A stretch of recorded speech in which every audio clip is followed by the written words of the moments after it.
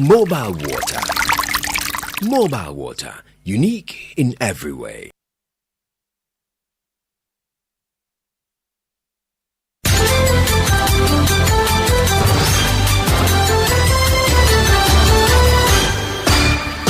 "30 years of joyfulness." Hello, good afternoon, and welcome to the Midday News.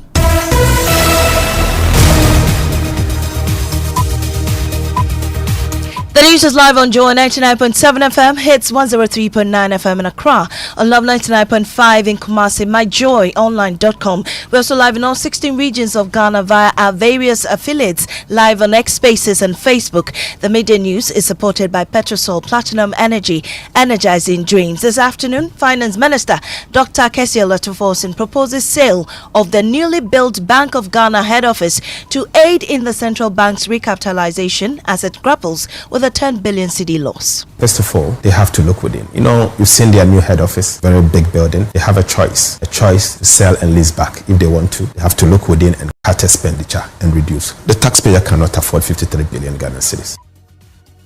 Well, we find out what other options are available with implications if this is not resolved immediately.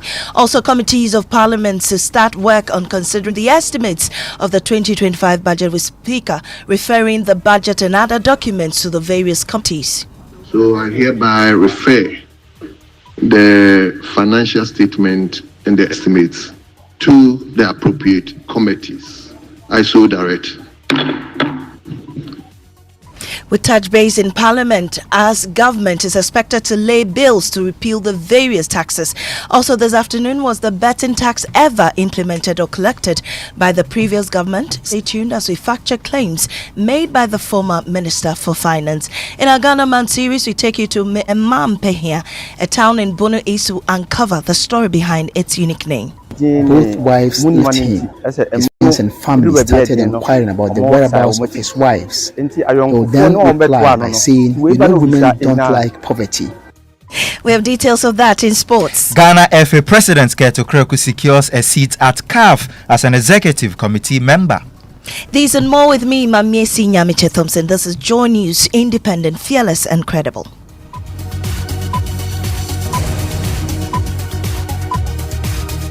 This afternoon, Finance Minister Dr. Esi Nyamekye Thompson has directed the Bank of Ghana to consider selling its newly built head office at Ridge to aid in its recapitalization. The central bank has suffered losses of 10 billion cedis due to the controversial domestic debt exchange program implemented by the Akufo-Addo administration.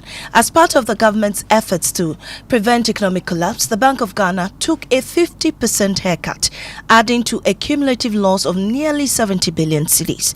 However, the Finance Ministry has rejected the bank's request for a 53 billion cedi bailout. Instead, it's urging it to explore internal solutions, including the potential sale of its newly built headquarters. Bank of Ghana had generated so much debt, so much deficit. As a result, their balance sheet is not healthy, and that they have generated negative equity. Apparently, the previous administration in the Bank of Ghana had signed an MOU for the government of Ghana or the taxpayer to recapitalize the central bank with 53 billion Ghana cedis. Do you have the money? I've asked the Bank of Ghana to look within, cut expenditure, because the taxpayer cannot afford 53 billion. I've communicated that to the government. But they already have an agreement with government. First of all, they have to look within. You've seen their new head office, very big building. They have a choice to sell and lease back if they want to. They have to look within and cut expenditure and reduce. Evans, the taxpayer cannot afford 53 billion Ghana cedis. Giving 53 billion Ghana cedis to the central bank will simply mean that we will have to deny the taxpayer some public good, like roads, like schools, like hospitals. Is that what we want? Can we afford it at this stage? The question is no. The answer is no. We cannot be able to afford that. And so the central bank must look within. They have hotels like Guest House and others. Why are they in Guest House? Can they sell some of them and use the money to recapitalize? Taxpayer cannot be used as a punching bag. So I've said to them they should look within. Luckily for me, the governor is on board. And I expect the governor to look within and cut expenditure, reflect the needs of the bank. If they come to you with their share of the bargain, would you meet them halfway? Or you want them to the central bank find off 53 billion? If the central bank is able to come to me with a reasonable offer, we can have a conversation. Okay. But it must start from them. And You heard the Finance Minister, Dr. Kese Thompson, in an interview with Evans Mensah on PM Express last night. So, how did the Bank of Ghana get to this point? Joining me is data analyst Isaac Kofi. Kofi, how serious is this financial situation? Well, Maame, this is very serious. The bank currently is reeling in negative equity, which means that if it sells all its assets, it will not be able to pay all of its debt at the moment. We know that in consecutive 2 years, the bank has made cumulative loss of almost or in excess of 70 billion Ghana cedis, making it very difficult for the bank to perform certain monetary policy, rules. Not even the sale of their headquarters now, the new one. I mean, we are talking about leasing, selling and leasing it back. Right. That is what the finance minister is projecting or is actually proposing at the moment. We also know that, why is the Bank of Ghana currently in this position? Exactly. It's all because of the domestic debt exchange program that they participated in. What we are learning from the data we have is that the bank actually participated 100%, exchanged a total of I think in excess of 70 billion Ghana cedis, and impairment losses to the bank as a result of participating in the DDEP was in excess of 32 billion Ghana cedis. There were other, exchange rate losses that made it record that negative equity. This is the reason why the Bank of Ghana is seeking for that 53 billion Ghana cedis in recapitalization. All right, thank you so much, Kofi J. Well, we'll be joined on the line now with banking consultant Dr. Richmond Echiahene to delve more into this loss. Doc, we're grateful for your time on the Midday News. What does this crisis at the central bank mean for Ghana's economy? It means a lot. It means a lot. And we should not take it for granted. Like the minister said, you don't create a mess and leave the mess to come and clean the mess. And I agree with the minister perfectly that whoever created that mess must be responsible, personal responsibility. Because when they did finance fiscal, what we call the monetization of fiscal deficit in 2021-2022, some of us told them that what they are doing is going to lead us into where we are. But they didn't listen to us. Now, a whole central bank, we need 3 billion. And if you listen to the minister, $3 billion. $3 billion. How are we going to get $3 billion? Because IMF loan givers, the whole loan is $3 billion. How are we going to get the money? So for me, I agree with the minister perfectly with that. This is not a time for anybody to do the recapitalization. They either look from inside and do cutting and restructuring and even sales lease back, as he said, the property. Well, other than that, the minister cannot have any physical space to give 3 billion to finance the Bank of Ghana. Well, sir, how in what ways will this affect Ghana? In which areas? When you talk about credibility, we're talking about international credibility. And don't forget, Bank of Ghana has a correspondent bank with Bank of England. Bank of Ghana has correspondent bank of Federal Reserve of America. Bank of Ghana has the same thing with Bundestag. They have some with African Development Bank. You cannot say that you are policy solvent when you are capital deficient, because people will not like to have accounts with you because you're good for nothing. And that's what a credibility issue. We used to say that it's not a policy solvency. We are talking about capital solvency. And all the time you could hear Bank of Ghana, we are capital solvent. We don't mind. You can look now. The minister is facing the drum and saying that, look, let me tell you, space. I'm not going to have any money because we don't even have the physical space to have it. So for me, I agree totally with the minister that Bank of Ghana should sit and do their own internal assessment, efficiency, cutting down, and possibly even doing what he said, sales lease back for the property, so that we can have capital to inject in the central bank. Well, will selling the head office building solve the situation? Is that a viable option anyway? No, you saying sales lease back does not mean selling. We see you taking the equity out of it. If you value it, say 15 billion, you take the 15 billion, you go on a rental basis, but you inject the 15 billion to the capital. That's what the minister was saying. Not selling. We call it sales lease back. Short term you sell, but in long term you buy back when you're solvent. But currently, it is not the option, but that is the only way we should go. Because I don't see how the minister can call 53 billion when the budget deficit finance is 57 billion, and that money to go and finance just one institution. Well, you mentioned that the people who caused this were warned beforehand. Who are these people, and what can they do to solve the situation? Mr. Furiata and his governor or his governors. Because you see, when they started the debt restructuring, I had a paper and I worked on it, and I told them that where we are going is very dangerous. But any time you make a statement, the whole Bank of Ghana is policy solvent. You see, there's a difference between policy solvent. When you can be policy solvent, but your capital is solvent, it's more important than your policy solvent. Because there are certain things you cannot do at the moment. And they are making losses. This year, 2024, they are also making losses. They couldn't turn around into profitability this 2024. And how long is this going to go on? So they should be responsible. Those people should be summoned before Parliament or anywhere to let them justify why they did. Because there was a law which said that you shouldn't do more than 5%, the Fiscal Responsibility Act 982. And the Bank of Ghana laws amended 9918 said that don't do more than 5%. And you did as much as 60%. And you knew the implication. They cannot prove alibi. The governor, the minister, they knew what exactly they were doing. Right. Thank you so much. Dr. Richard Echiahene is banking consultant.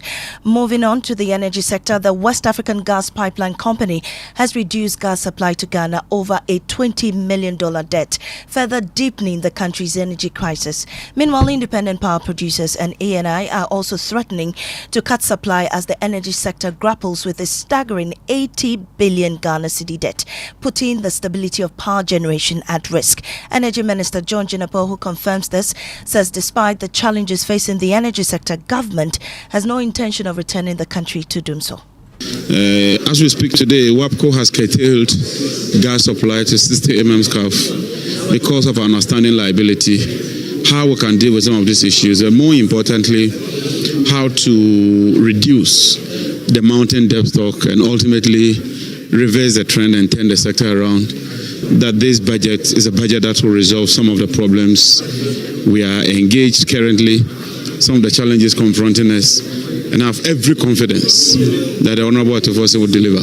Honorable, the surety we are getting from you today is that we are not having any problem with supply issue that is resolving in some, call it doomso or call it whatever name you want to call it, that are still fueling people pushing for some timetable, Honorable. No, this is a supply situation today. As you can see, supply outlook March 11, demand and everything, and you can see it. No load management will be required during the period. It's here.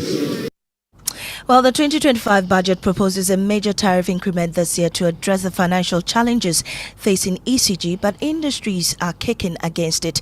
My colleague Elton Brobe joins me with details. Elton, what does the budget say about the tariff? So 2 points. PURC will continue to implement the quarterly tariff adjustment to reflect changes in inflation, exchange rate and generation mix. Also, PURC will also undertake a major tariff adjustment which will be due in the fourth quarter of 2025, that we are looking at between October and December, to reflect capacity charges, additional liquid fuels usage and additional CapEx, meaning you expect tariff to go up significantly before the end of the year. All right, thank you so much, Elton Brobe. Now, but the Chief Executive Officer of the Association of Ghana Industries, Seth Chumakwabwa, says the tariff increment will cripple industries. About 25% of the energy we produce is unaccounted for.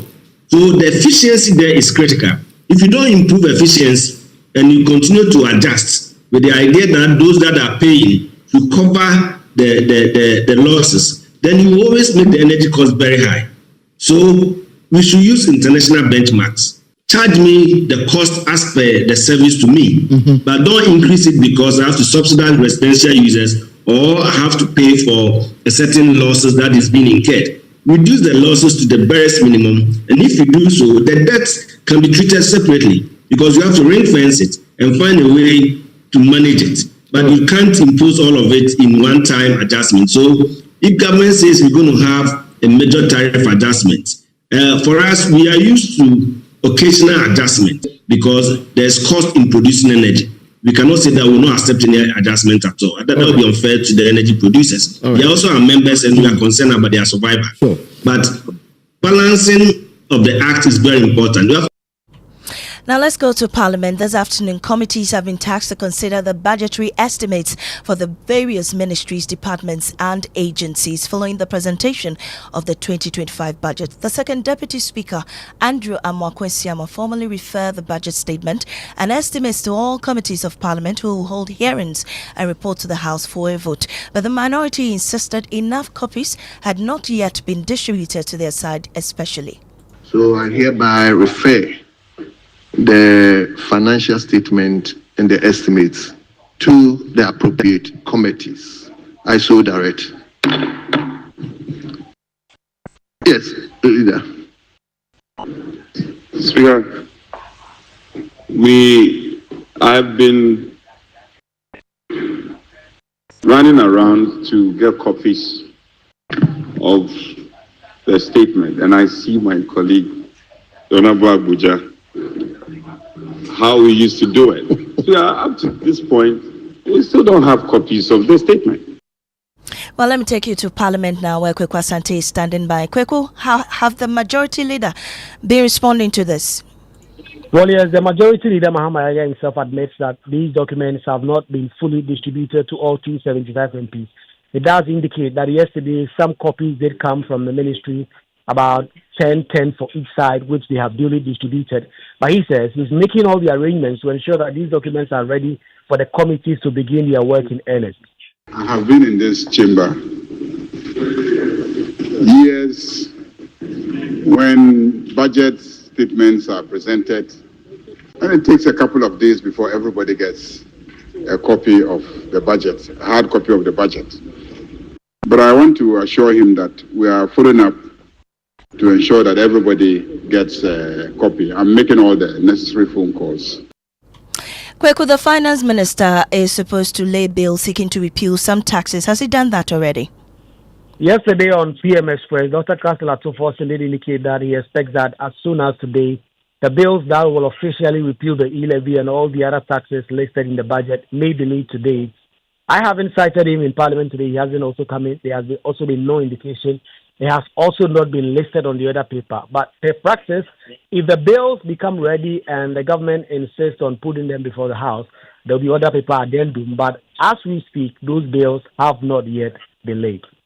Thank you very much. Kweku Asante is our parliamentary correspondent. Now, Mobile Money Agents Association of Ghana says 17,000 mobile money businesses collapsed due to the e-levy.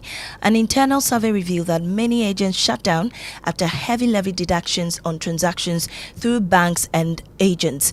Now, in an exclusive interview with Emmanuel Bright Kweku, General Secretary Evans Otumfo said the tax drained agents' working capital. We believe strongly that the e-levy has been counterproductive to us. It has really had a very bad impact on our businesses. A survey that we have conducted, we've had over 17,000 of our members closing down their businesses. Others who... Is it because of the e-levy? Yes, of course. Agents were at the point subjected to, e-levy, various forms of levy deductions. We are also working with the bank. Our funds also deals with transfer from one bank to another, bank, from one agent account to another agent account. And all of these, we have to, face the harshest reality from the e-levy. We lost our working capital. Our working capital reduced drastically. And so it hasn't been in the interest of our business so far. Now let's do climate focus. Rising temperatures caused by climate change are severely impacting poultry farming in the Doma East district of the Bono region, with farmers reporting significant losses due to heat stress in recent months. As temperatures soared, poultry mortality rates spiked, endangering both livelihoods and food security. There's more in the following report. Extreme heat has devastated farmers here at Doma East, wiping out flocks and leaving many with losses or even debt. In the face of adversity, these farmers have found hope and innovation in the most unlikely of places. Christiana is one of the poultry farmers. Heat stress impacts our finances significantly. It results in high mortality rate, causes the eggs to become very soft and break easily, and leads to reduced egg production. The veterinary team led by Robert is doing an excellent job, and they visit regularly without needing to be invited. Farmers like Christiana, alongside many others in Doma East, are adopting new cooling systems to protect their investments. These systems reduce the deadly heat stress that claimed so many poultry in previous years. Here is Thompson. When the drinking water becomes hot, it can contribute to heat stress. So I decide not to use the iron sheets for roofing the water tank. Instead, I planted trees around the tank to provide shade. I use that cooler water to supply to the birds. With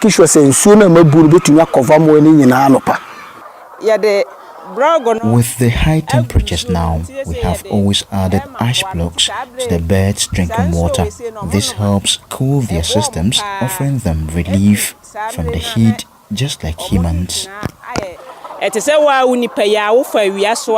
In addition to cooling systems, the farmers are also planting trees around their poultry houses. The trees serve as a natural shade and wind breaks, further lowering temperatures in and around the poultry farms. This combination of cooling techniques and tree planting is proving to be an effective solution. Farmers are already reporting positive results. Well, on day 2 of her testimony in the ongoing criminal trial of a former House Help's former Sanitation Minister, Cecilia Dapaah tells the court she is unable to tell how much each of the accused persons stole from her storage room. The former Sanitation Minister said this when she was cross-examined by a lawyer for the second accused person in the ongoing trial, whose name has only been given as Sarah. Sarah, at the tail end of today's proceedings, broke down in tears and interdicted the court proceedings when Cecilia Dapaah claimed ownership of jewelry boxes. Lateef Idrisu is in court for us and joins us with details. Lateef, why was the former minister not able to apportion figures to each accused person? Yeah, so, Mami, the reason she gave was that these monies, and we are talking about the 300,000 euros, the 200,000 United States dollars, the 210,000 United States dollars, and then the 350,000 Ghana cedis were all stolen over a period of time. They were not stolen in a go. So she is unable to tell how much and who stole which amount of the monies and the denominations, if you like. So, Lateef, we understand the Akwatia parliamentary seat dispute is in the Supreme Court today. How far with that? Yes, so as we speak, Mami, the court is packed to the rafters with heavy security presence here at the Supreme Court, waiting for that particular case to be called. As we speak now, the Supreme Court is hearing a number of different other cases, and we expect the case involving NS Kumi to be called within the next few minutes. Thank you, Lateef is in court for us. You're still listening to the Midday News here on Joy 99.7 FM. We'll take a break, we return with sports, and then we ask, was the betting tax ever implemented or collected by the previous government? Stay tuned for details.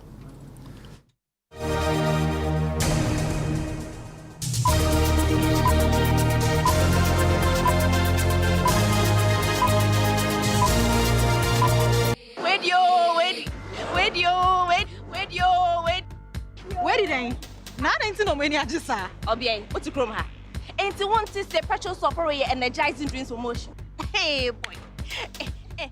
Petrosol are celebrating their 10 years in grand style. They're giving back to their loyal customers. Hope you have registered at their online portal. Don't say I didn't tell you, oh. Each month, customers will stand a chance of winning items like tricycles, motorcycles, television sets, refrigerators, phones, fuel vouchers, and many more. But the best part is that at the end of the promo, we will be giving out a grand prize of 2 Suzuki Espresso cars to lucky winners who stay with us all through the promo period. All you need to join is to visit any of our over 100 stations across the country to get registered, or go to www.petrosolcrm.com to register online. Petrosol, energizing dreams. Hey, dear Niham Sa. And stay soft concentrate fabric softener. I was such it move. Just send it this baby Niham it's now che. Niham it's now che. No Pia baby some was some demoni in us say. Dear Niham say. Fair quiet, yes, in Biara Association Ontario. Uses Stay Soft and Niham it's now che. Nani boss to tap from cry. A fabric softener. And ye near say sir. Choose to Stay Soft. No who's so say no. FDID a dreading cry to yatu. When I wake up in the morning, I brush my teeth with Kale Charcoal toothpaste. This gives me confidence all day. Anytime you meet Amma, don't be surprised I smile showing my beautiful white teeth because I don't have cavity thanks to Kale Charcoal toothpaste for its natural charcoal properties. In fact, we are like twins. I can't go without my Kale Charcoal toothpaste. That be why I dey use Kale Charcoal toothpaste morning and night when I dey go bed safe. It dey make my teeth white when it dey comot every scent from my mouth inside. My confidence level they go up, so I dey show my 32 teeth all.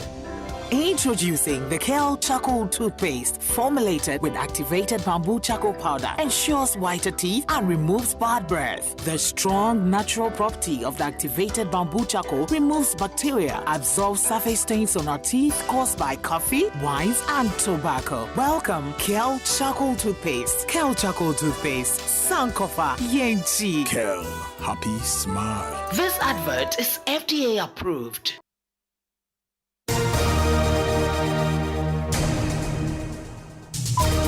Welcome back to the Midday News. It's time for sport. Mobrak. Yes, Maame Esi. So Ghana FA President Keto Kreku has secured a seat on the CAF Executive Committee.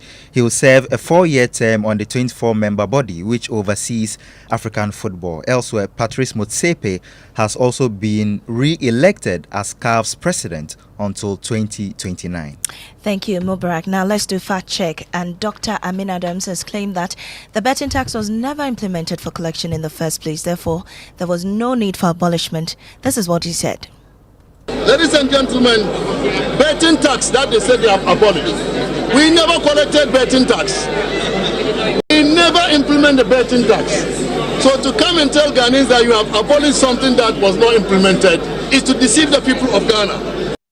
Well, Kofi Eje joins me once again. What's the verdict? Well, so Maame Esi, this is completely misleading. So the betting tax, actually there is a tax called gaming and betting tax. That is a bracket or a component or a tax handle that has a number of taxes under them. Mm-hmm. So you have the gross gaming, revenue, which is taxed to the betting companies, which was actually brought in actually operation in May 2023. Okay. September or August 2023, they brought the withholding tax on the winnings of the bet. So this was actually implemented. And per checks, according to data from the Ghana Revenue Authority, the Ministry of Finance raked in some 51.3 million Ghana cedis from the withholding side of the bet tax. of the tax, right? And then in 2024, the estimated amount that they raked in is almost 148 million Ghana cedis. Wow. So it is completely misleading for anybody to use the word quote betting tax was never implemented. Maybe if you talk about the Lotto side, we will agree. All right. Thank you, Kofi. Now in our Ghana Man series today, we take you to Emampehia, a town whose name or meaning means women do not like poverty. There's more in the following report by Anas Sabit. In Ghana, names of towns and villages are mostly given by the first settlers in those communities and are often drawn from their life experiences. But few are as bold as Mampenya, which literally means women do not like poverty. For decades, this community, which lies along the Techiman-Sunyani highway, had its name derived from a bitter experience of the man who first settled here.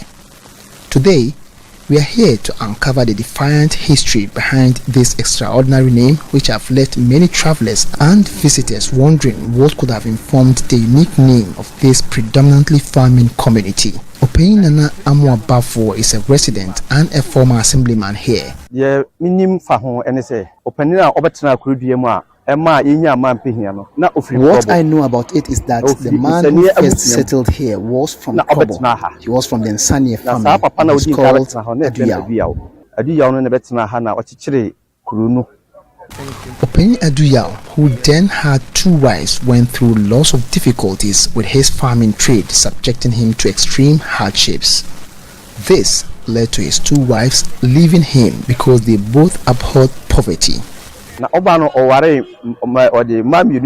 came with 2 wives, but seeing how tough life became, both wives left him. His friends and family started inquiring about the whereabouts of his wives. He would then reply by saying, "You know, women don't like poverty." Hence the name Mampinya. And that's Anissa Sabit's report. Forgive me now, anyway, Jackie's here with what's trending. But then the budget 2025 is still trending on social media with a lot of Ghanaians sharing their opinion about the budget presentation. Just a quick comment. So Wigglesworth says that there's never been a poor budget, but the problem is its implementation. And of course, betting tax trending after the former finance minister spoke about the fact that the previous governments never implemented that. A lot of Ghanaians, most of the bettors are not taking it keenly on him. But then Shatawale entered the studio to produce a song called Betting Tax. New generation, I say your time fast. When we talk for this